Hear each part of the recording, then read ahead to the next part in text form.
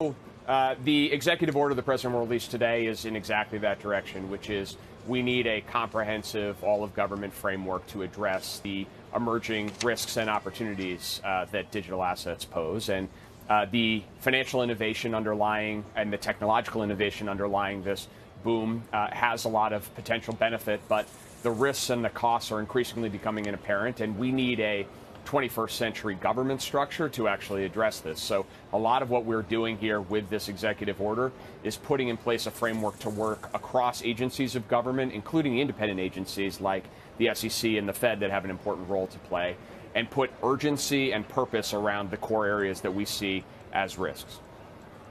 Part of the early take about the EO has been that the U.S. wants to maintain a so-called lead in crypto technology. Is that a fair assessment? And has that even been accentuated by what's happened in Eastern Europe the last 14 days? Absolutely. The geopolitical instability and the challenges we're seeing just underscore the importance of the United States being at the front end of leading in technology development and in setting common rules and standards internationally. That's a role that the United States has traditionally played in international finance. It's both an important stability for the global economy, but important for U.S. economic leadership and U.S. national security leadership. And so we have to continue to do that. There's a number of steps we need to do to make sure that we're at that forefront, both in terms of building our own technological capacity and also accelerating our investigation and study of things like a central bank digital currency, which are important factors in this whole conversation.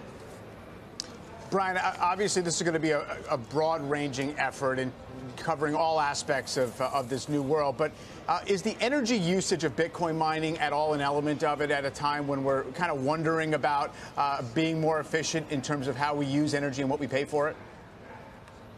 Absolutely. As we identify in the executive order, there are a number of policy priorities and risks that we need to mitigate here. First and foremost is consumer protection and investor protection.